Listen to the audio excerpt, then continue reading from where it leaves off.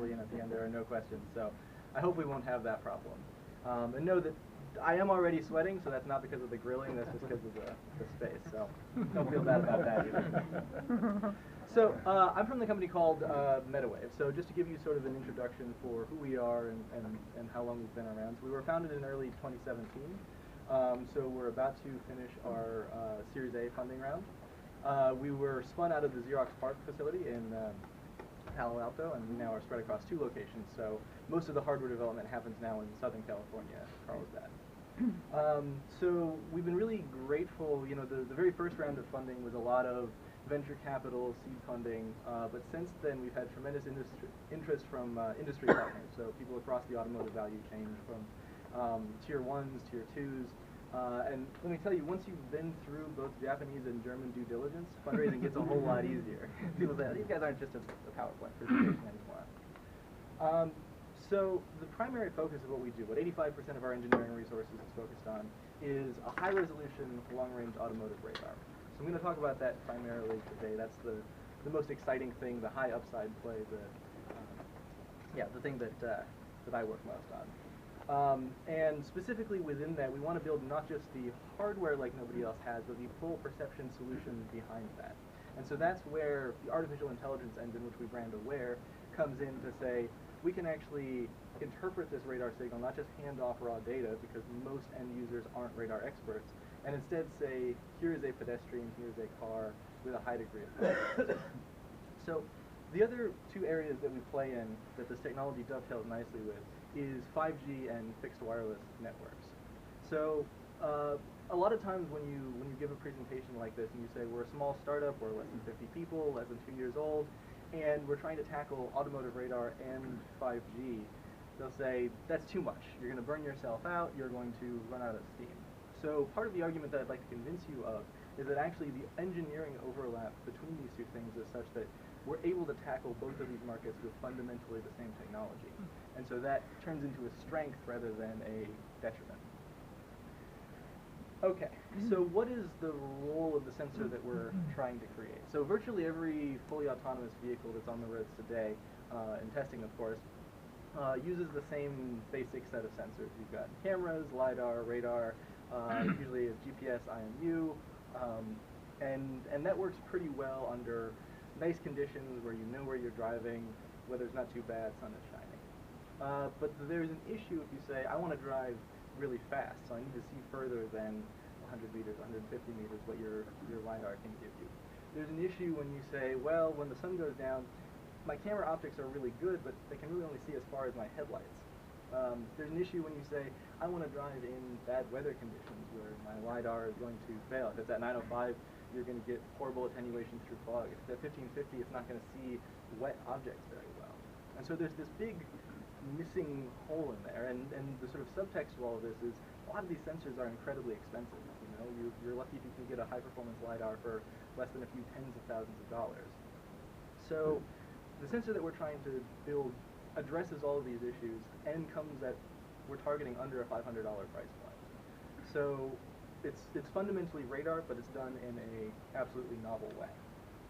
So just to give you an overview, I don't expect that you all are experts on the existing radar landscape, but broadly speaking, the 2 dominant approaches today are digital beamforming and massive MIMO radar. In both of those cases, you rely on having a large number of transmitters and receivers, so you're transmitting a whole bunch of different waveforms, and you're doing complex digital signal processing to try and analyze those echoes and figure out what is actually out there in the scene. Metawave's approach is fundamentally different. We can use as few as 1 transmit and 1 receive port, and what we do is to use a custom analog front end to form a beam to concentrate all of that radar energy into this narrow beam and actually scan the scene. So this is something closer to what LiDAR does. You actually can do a raster scan to develop an image of the scene. And this has a number of advantages as I'll demonstrate. One of the big ones is actually range and signal-to-noise ratio. So if you're limited by regulations of the total amount of power that you can transmit, you can see much, much further and pierce cloud much more effectively if you squeeze all that energy into a narrow beam. And additionally, you get much better angular resolution. A lot of times radar companies will talk about angular resolution to kind of try and sweep under the rug the issue of angular separation. They'll say, oh yeah, we've got 1 degree angular resolution.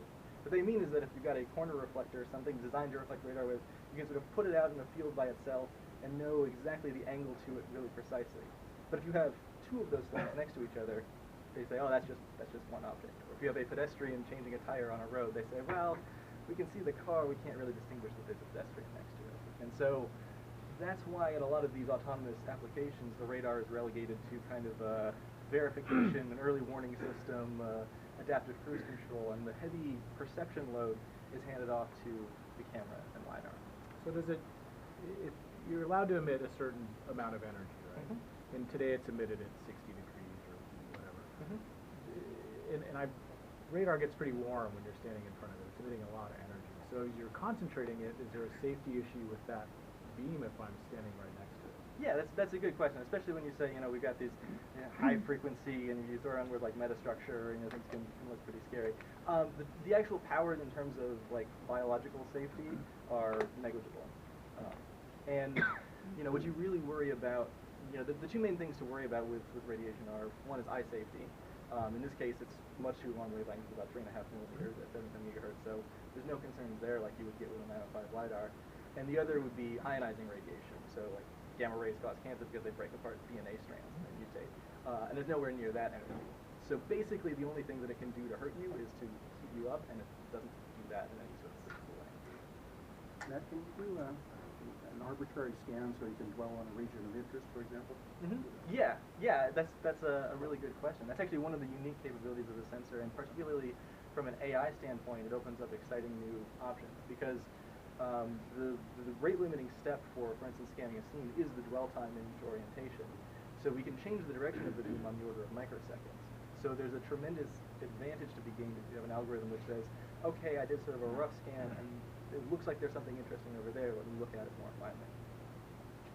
Yeah? I think I want to ask you, so I was doing some research recently, and there have been studies even though you're non-ionizing, and no power, but if you expose in a very long period of time, they said in the rock, it could affect the brain blood barrier. The brain blood barrier, and do you know what the frequency is? They were talking about the BME. Talking about what? BME, 2.5. Oh, okay. Yeah. So we did some calculations on this because we were, wondering about this. And so the penetration depth for this frequency is on the order of like 1.5 millimeters or something like that. Yeah, I'm not sure. I personally haven't seen any evidence that suggests that this is a harmful thing, and particularly since this is the frequency and the power that's allocated for these radars. I don't anticipate anything like that. Okay. So one of the things which is really exciting about developing a new piece of hardware like this is that actually it becomes the ideal test bed for deep learning. So there's a tremendous amount of development on camera images and deep learning. LiDAR is catching up. There's some really nice results out there. But if you look for the combination of deep learning and radar, it's practically a null set in the literature. And part of the reason for that is that a lot of the off-the-shelf radars that you get will spit out sort of a very sparse point cloud. They'll say, there's some object over there and it has this approximate brightness. There's not much that you can do with that from a machine learning standpoint. But if you're getting a rich, high-dimensional representation of your environment, it's the perfect application to apply deep learning to do these higher-level classifications. So I promise I'll talk more about what this image means later on. But the question that I mainly want to address is deep learning requires lots and lots of data, and there aren't any publicly available radar data sets. And even if there were of any consequence, even if there were, they wouldn't be suitable for our application because nobody's out there collecting data with a sensor like ours. So how do you, as a small startup, say that you are going to have deep learning built into what you're doing if you can't leverage these large data sets? So the question is, what do you do? So in our case, the solution was we were going to collect our own data. So the idea is, let's get the highest performance sensor suite and perception software that we can build behind it, so that we can drive around with our sensor and this other sensor fusion system, use the sensor fusion system to generate ground truth labels, and use that to train our radar-based algorithms. So this is a shot of our test vehicle down in Carlsbad. So the principal elements, we have actually two generations of our radar. So this was the very first prototype that we mounted on a vehicle. This was a subsequent one. You can see the packaging improves as we integrate more and more things. The other two features up here are a Velodyne LiDAR and a Blackmore LiDAR. So we bought this Blackmore LiDAR maybe 4 months ago. I was very pleased with the performance and all of that. And subsequently they were purchased by Aurora. So, oh, okay. That's good. That's just to make sure everyone's still paying attention.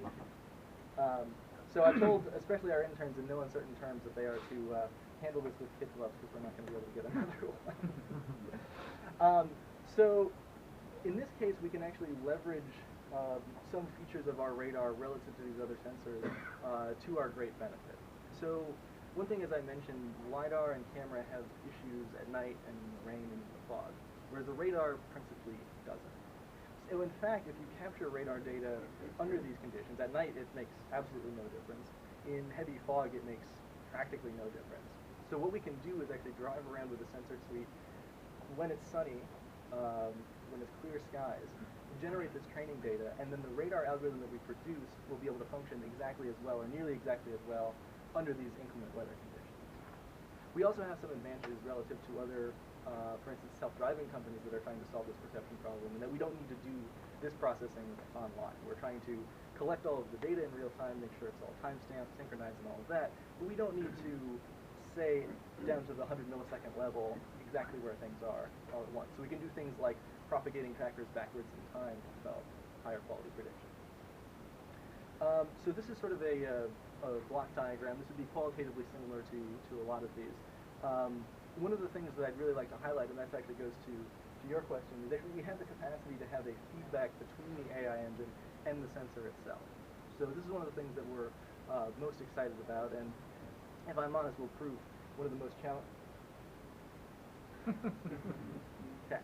I was about to say one of the most challenging, and I think it took that as a personal affront.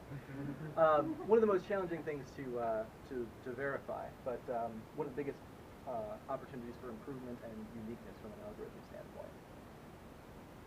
All right. So just to give you a sense of what the system is capable of, this is actually down on Foothills. We took this image from a car. This is not how low our test vehicle is. But just to give you a sense, we've got this line of cars. We measured actually the distance to that cyclist is about 350 meters, and similarly for that road sign out there. So we're able to use publicly available and open source licensed segmentation algorithms. So we don't have to train these from scratch. We can benefit from the work of the community to actually drive our perception system. So in this case, we're able to detect these things down to the pixel level at really long distances. So in this case, we use physical optics, and we use fixed focal length, and we focus on objects particularly which are in the 200 to 300 meter range, because those are the ones that we're most interested in seeing that our radar detecting would add the most value to. So the other sort of centerpiece to this, as I mentioned, is the Blackmore LiDAR. So unlike traditional LiDAR, it is FMCW based. It operates at 1550 nanometers, and what that means is that it actually measures the velocity of everything that it sees. So we can use this to label for radar data, which is also measuring range and velocity, in a highly precise way. That also means that we can segment interesting things from our scene almost for free. We don't need to run this through any sort of deep learning-based classifier. We can... I wouldn't touch that. Yeah, so I'll either make this better or a lot worse. What's that? Oh. Oh. Okay. That's good. We have a little bit of excitement, And I think all we're missing is a power outage, and then we'll be really underway.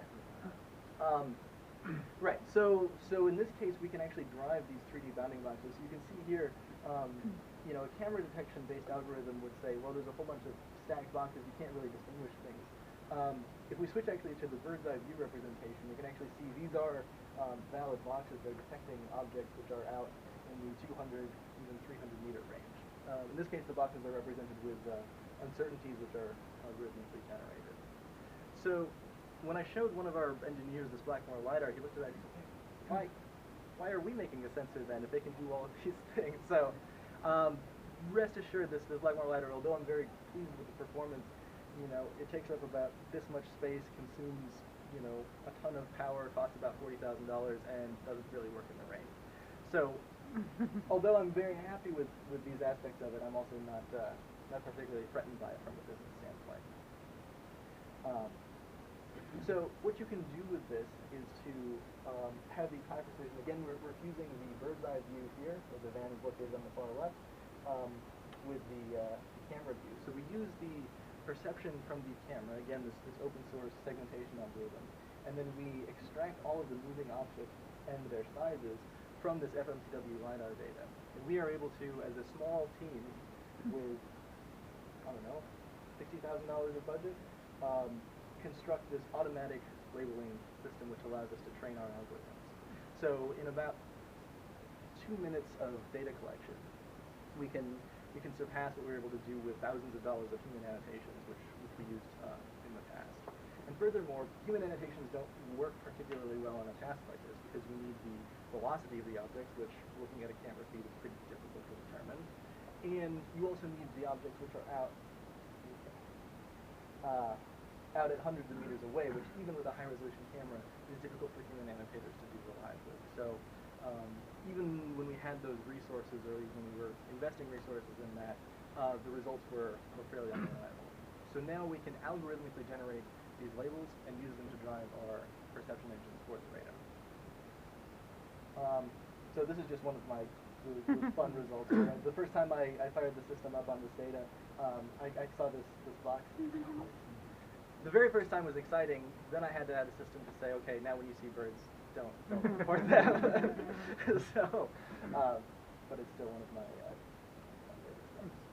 So this slide, I'll play this video again because this I think will take some explanation. This is the natural representation of radar data. So this is what's called a range Doppler plot. In this case, the horizontal axis is range, the vertical axis is velocity, and the black is just there to mess with them. So the heat map here represents the radar returns. So these are all fixed objects because they're fixed to zero, and these would be cars which are moving away from the sensor. Now the red points and the red boxes represent the detections.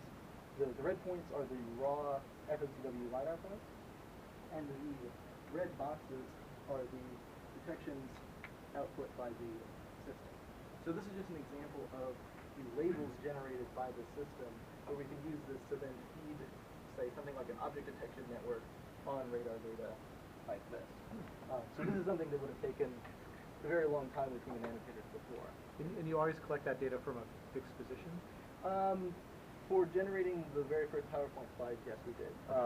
Going forward, we're of course, as an automotive radar, you need to be able to function when it's moving.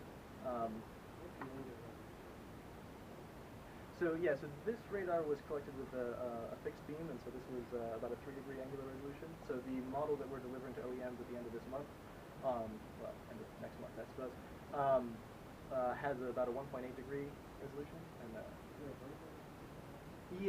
so in this case we're steering in azimuth only, and the field of view is about 6 degrees inversely. So we sort of go in stages. So yes, we can do the azimuth beam steering, and then you have the elevation. Yeah.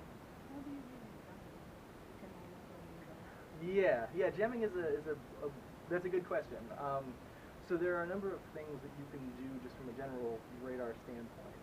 So you can do things like hopping frequency bands if you detect jamming. You can use custom modulation encoding to sort of prevent people from doing this antagonistic attack. But actually the best defense that our radar has against that is the fact that we're only transmitting and we're only looking in one particular direction at any given time. Exactly, yeah. So in order to jam, you need to be coming from exactly where I'm looking at that time. Is there any material that will either not reflect or absorb that energy? Yeah, sure. I mean, you can have things which are absorptive to radar. Most So of probably not on your car. Yeah. I mean, you can. So for instance, we have like an anechoic chamber which looks sort of qualitatively like a sonic anechoic chamber. You take foam and cut it. Yeah, exactly. But you have to worry not only about malicious jamming, but congestion from other similar radars. Distinguish one from the other by the band, I guess it's in, or some pulse code. Yeah, exactly. So I mean, that's the principal reason for the FCC limitation on the transmit power. And again, because you're only transmitting and looking in one location, that's mitigated a fair amount. There's also the point that because of the way that FMCW works, basically it's sort of like interferometry. So you send a particular signal and then interfere it with your own signal. So even if you had two of these radars facing each other, the effect would be to raise the noise floor, but not to give you like ghost targets like you might get with a LiDAR. Yeah.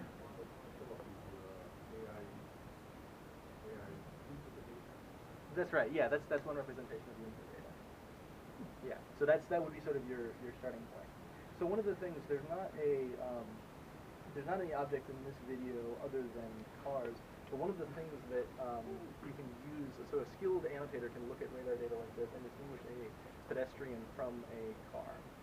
And one of the things that you can, well, two of the things that you can look for, one is sort of the velocity characteristic. People don't tend to move at 15 meters per second.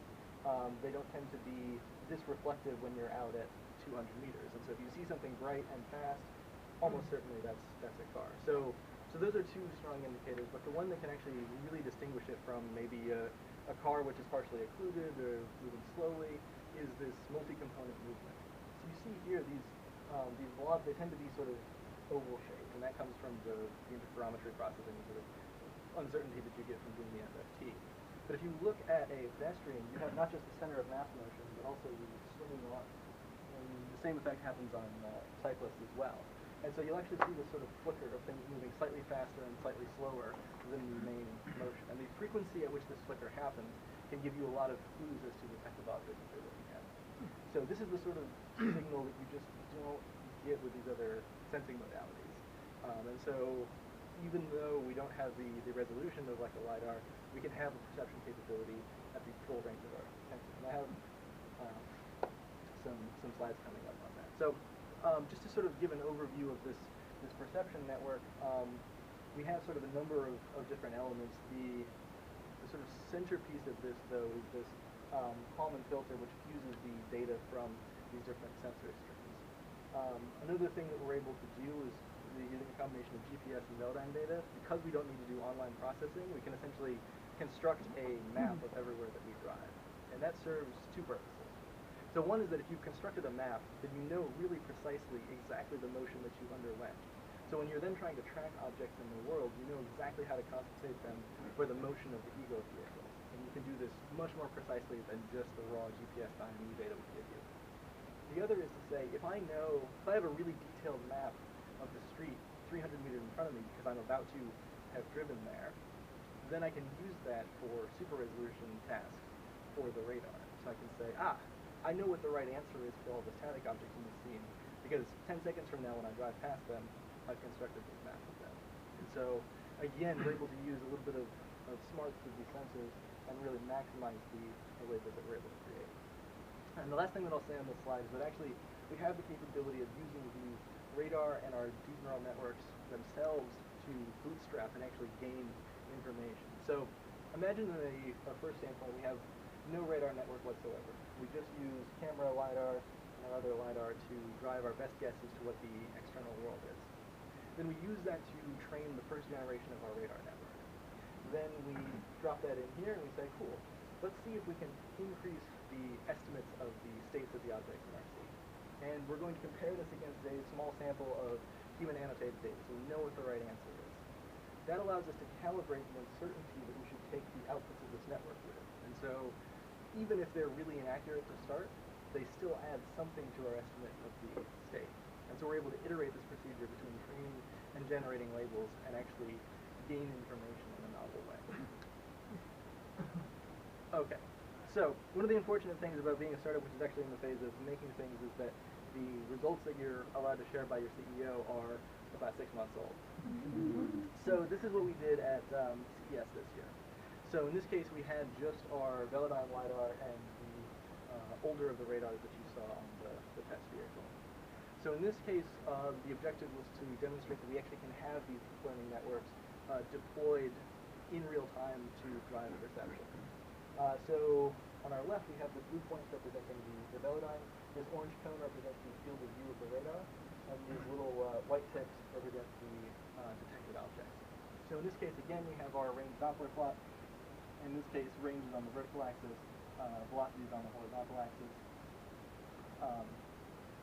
So to give an insight into what the network is actually outputting, you can see here the segmentation performed by this network. So again, this is our input data, and in this case you can see, perhaps if you squint, this sort of spreading in the velocity direction that I was talking about. This is really characteristic of a pedestrian walking away with swinging arms. And in this case, the network was able to pick up on that motion, and you see in the pedestrian column, that region of the image is segmented perfectly, while these other cars are segmented as well. So the other interesting thing about this is that it's not just about doing classification, but it's actually about surpassing the performance of these traditional radar signal processing algorithms.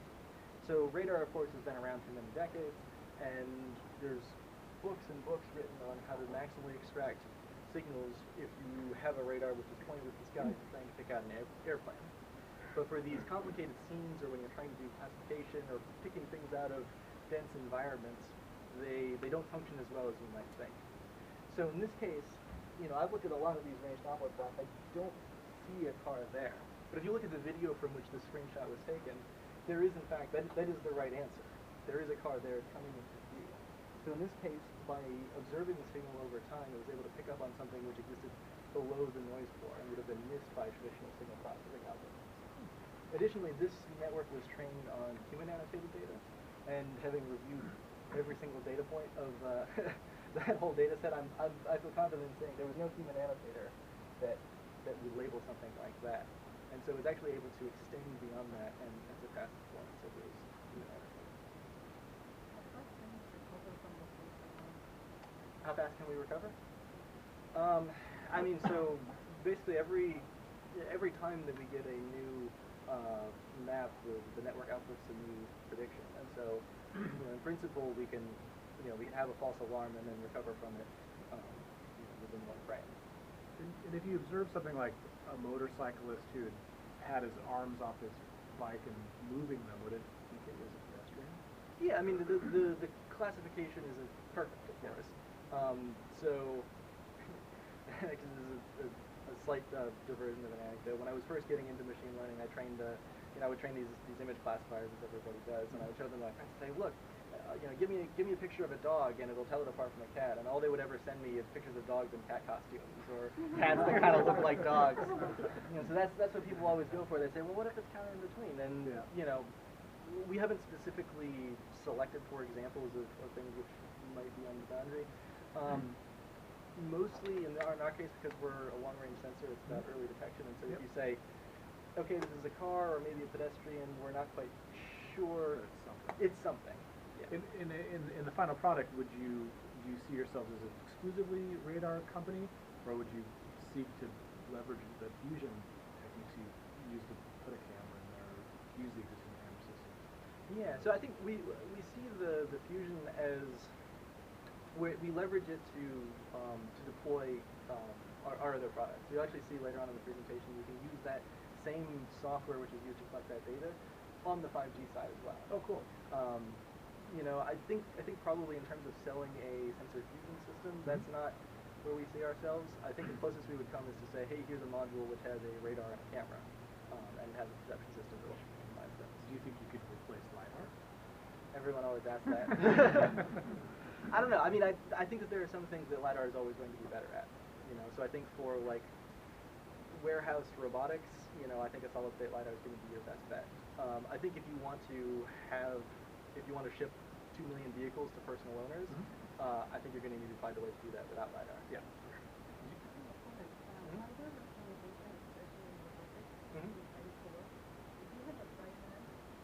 Yeah.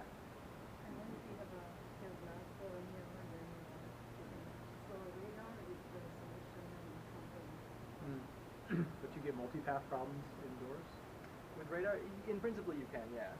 Yeah. So it actually can be a strength on the road, in particular for imaging the car in front of the car in front of you, because you get a pretty clear signal from reflecting off the pavement to the car in front of you, and so that can provide a nice early warning system.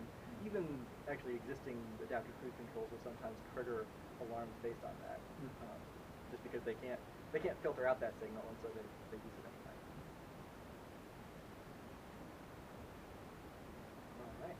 Well, thank you for the questions. So the last thing, just to reiterate a point that I made earlier, because the velocity information, the sort of other stream of information is available to the sensor, even if the resolution isn't as high as some of the other sensors, we can do perception at the full range, which in this case, for this demonstration, is 350 meters.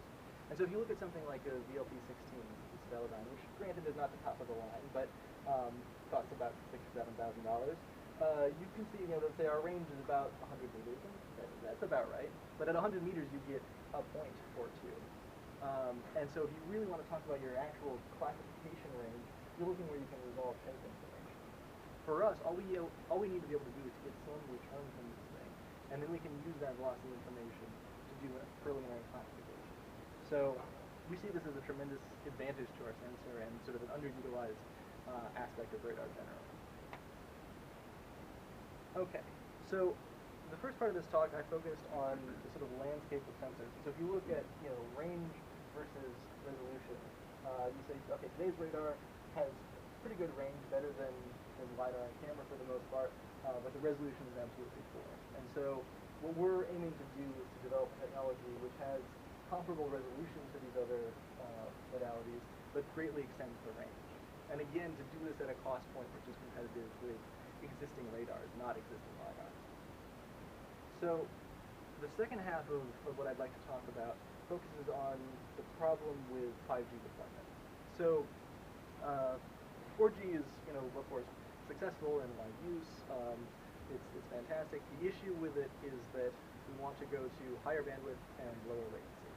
In order to accommodate that, we need to move to higher frequencies. Okay, cool. 5G is going to be at 28 gigahertz. That can absolutely meet the bandwidth and latency requirements that we want. The big problem is when you move to these higher frequencies, now attenuation, path loss, becomes a huge problem.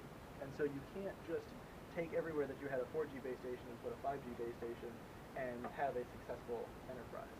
So the range of these things, the coverage, goes way, way down. So the sort of class of products that Metawave is seeking to offer in this market addresses that issue of how do you actually deploy this 5G, how do you get to these long ranges. And the fundamental technology underpinning it is this beam shaping and steering technology that we use for the radar.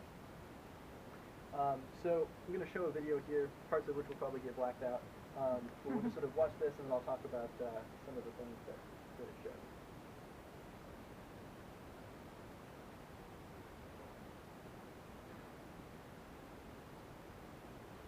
There is audio with this video, but I'm actually grateful that it's not playing because it's like really intense music and.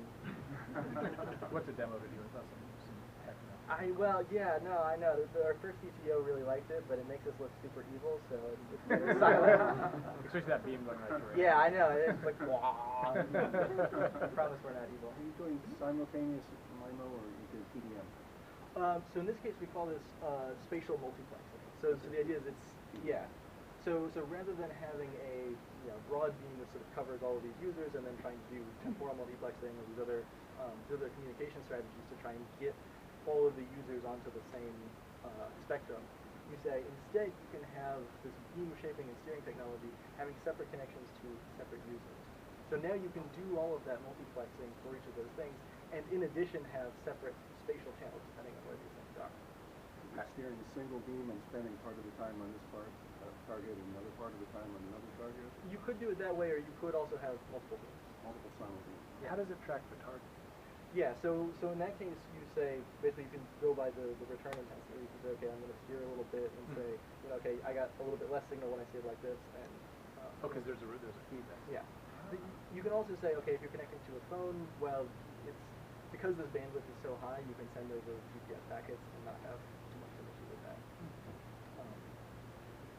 So another thing which is, I think, even more exciting is a solution to the shadow breaking. So this is a problem some with 4G, some with Wi-Fi, but it becomes an incredible problem with 5G. As I mentioned, the penetration depths are absolutely poor. I mean, that's how we're able to use that 28 gigahertz to 77 gigahertz for radar, because when you shine it at something, mostly it reflects back to you. So the idea here is to actually have these passive reflector rays. So you can think about these like a smart mirror. So imagine you have this panel. You say, I've designed it to come for incident light from a particular angle and reflect it in a particular way. And when I say a particular way, I mean controlling the beam width, controlling the direction, and getting high gain relative to just a passive reflector, which can of course only reflect enough normally. So in this case, it is passive in the sense that there are no electronics, so it's just printed circuit board. The steering happens at the sort of point of manufacturing. So it's you design the reflector for one incident angle and one reflected angle with a particular beam. So in fact, this is not just a PowerPoint slide. We tested one of these in Japan, or rather NTT Docomo tested this. And so in this case, they had an Ericsson base station on top of this building and a Metawave reflector array mounted on top of this fan. You can see another image of it here. And then they tested the downlink speeds in this shadowed region. So this would be a super common application where you say, it's easy to mount things up on the top of the building, all of the users are going to be down on this street. And they were actually able to observe an increase in downlink speeds by an order of magnitude, just by having this relatively cheap reflector array. So if you look at the difference between the value that we provide to telco and the unit cost for us to manufacture one of these things, the difference is several orders of magnitude. And so for something like 5G, where all of these companies are trying to figure out how are we going to do this deployment in a way that makes economical sense, this is something which is really exciting. All right. So the other application for this, of course, is to have these reflector arrays indoor. So you can imagine trying to propagate 5G into a building. And again, the issue is, how do you get around all these little nooks and crannies to actually deliver this 5G signal? So I mentioned that we were reusing some of the Sensor Fusion code. So in particular, what we're able to do is to take our LiDAR, our GPS IMU, walk around a building like this, create a high-precision 3D map of the interior of it, and then use electromagnetic simulations combined with AI to say, here are exactly where you need to place your reflector arrays, here's where you need to place your active repeaters in order to maximize performance. So from a business standpoint, this makes just a ton of sense. I mean, one, we have the software and hardware already ready for the Sensor Fusion data collection. Also, when you're developing a new product like this, people aren't accustomed to thinking about reflector arrays. They won't be able to go onto your website and know which ones they need to order and where to place them. So if you say, we'll tell you which of our products you need to buy, that's a tremendous value add. And anytime that you can shoehorn AI into what you're doing, it's a good thing. You get blockchain in there. I know, yeah, that's the auto bad joke a lot too. So just to sort of give a recap overview, so we're trying to tackle the sensor problem in this fundamentally new way. The principal innovation is this beam steering technology that we have an exclusive patent for from Xerox PARC. So this allows us to see much further with higher clarity, and then we're also doing the work to build a perception engine behind that. So we constructed this high-performance sensor fusion system in order to construct these labels automatically. This gives us the data sets that we need to really make the fullest use of the sensor and deploy these object detection and super resolution networks. At the same time, we're leveraging this technology to solve these big problems in 5G, where people say, how are we going to deploy these networks in a way that makes economic sense? So we're able to reuse a lot of our RFIC technology, our beam steering technology, our sensor fusion technology, and apply it to this other area as well, which is a truly massive market. So thank you very much for the questions, for the attention. I'm going to leave this on our social media slide. Please follow us on Twitter. Hey. Yeah. So I don't know how much you can talk about it, but could you do a little more of a deep dive into the beam steering? Sure. Yeah. So the basic idea. Are you familiar with the concept of a phased array? Yeah.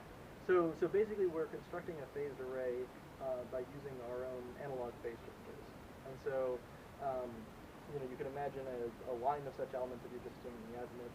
The energy splits off in different ways, and then before it gets to its final point of radiation, we say we're going to adjust your phase just right so that you form a beam in a particular direction.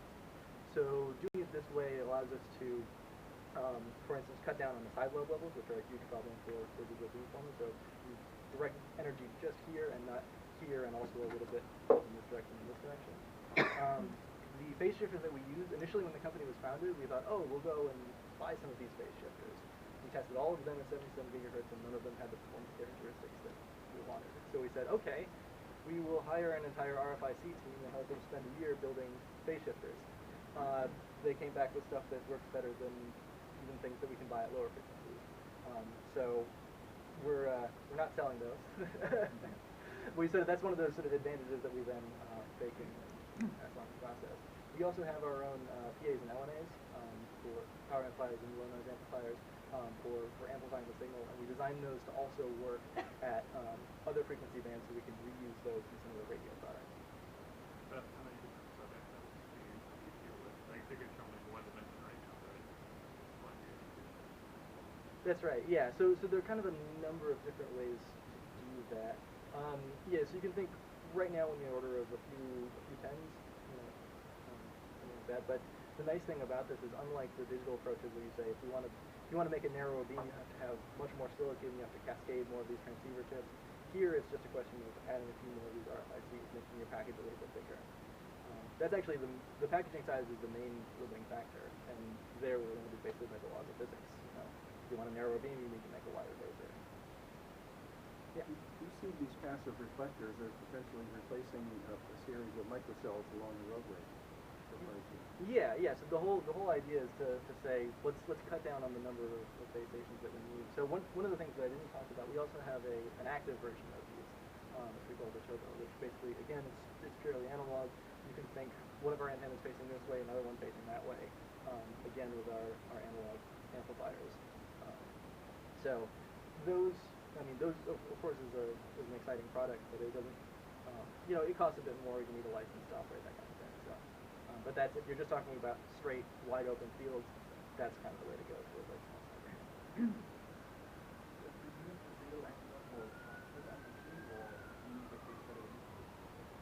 Yeah, so right now we're using different antennas for transmitting receive. We looked into, you can use modulation schemes where you only need a single one, and that's nice from the standpoint of sort of cutting down on materials and packaging size, but you also give away something in resolution. We do it on both. Yeah. Yeah.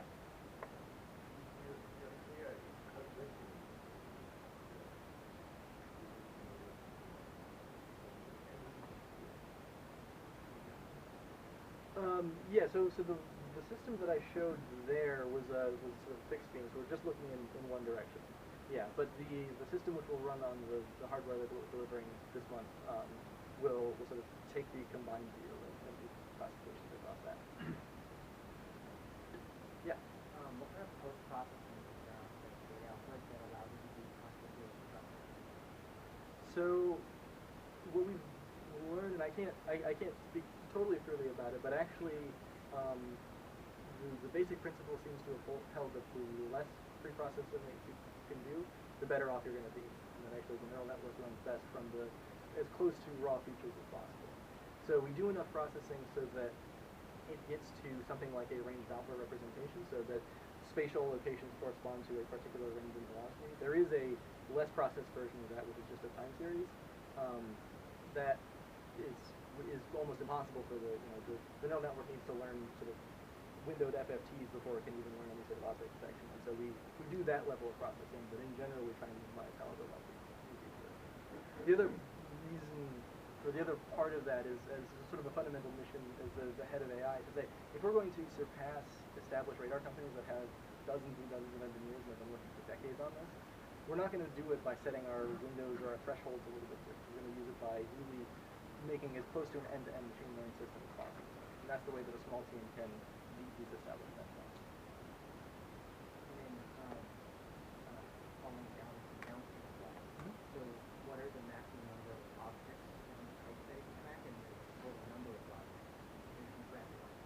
Yeah. So right now, I mean, because we have the luxury of, we're doing this inference on a GPU on a standalone machine. I imagine once we sort of compress this to an edge processor, there will be hard limits on the number of detections.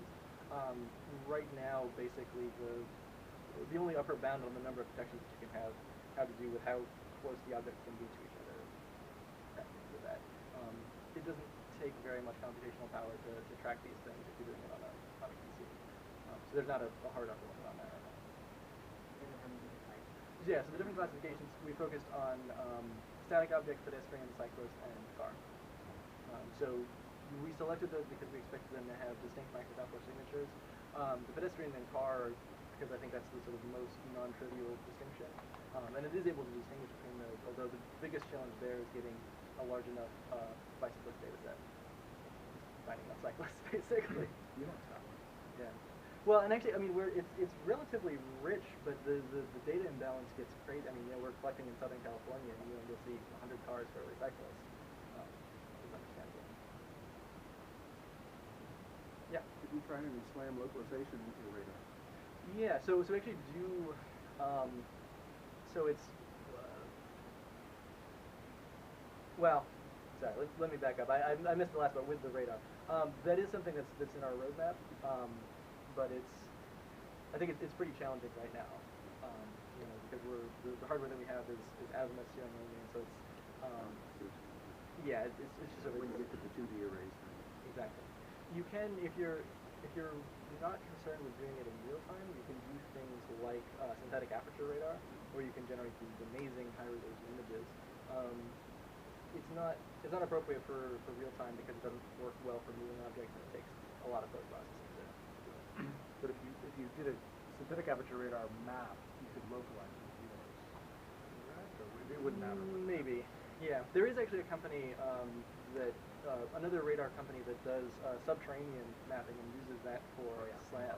They're in like 200 mega, like the UHF band, and they claim that you can drive around with their things sort of facing at the ground. And if you drive it once, they'll construct the map, and you drive it again, then they can localize you better than GPS. So. Do you happen to remember the name of that company? WaveSense? Yeah. Yeah. Not a competitor of ours, so I can recommend that. Yeah. And what frequency are you able to track? So the CES demo that you saw there had a pretty low frame rate. I mean, it was something like 20 frames per second. For the one that we have upcoming, we expect a frame rate on the order of like maybe 100 or 200 frames per second for maps coming. And then with each frame, do you identify the definite velocity in one frame? Or Yes. Yeah, exactly. Because if you saw the sort of the range Doppler representation. So if you see something, if you know anything about it, you know its range and velocity. That's where it is. And so that's one of the big strengths. So you can get to even higher refresh rates if you do to time of flight or pulse radar, but you give up a lot of that velocity.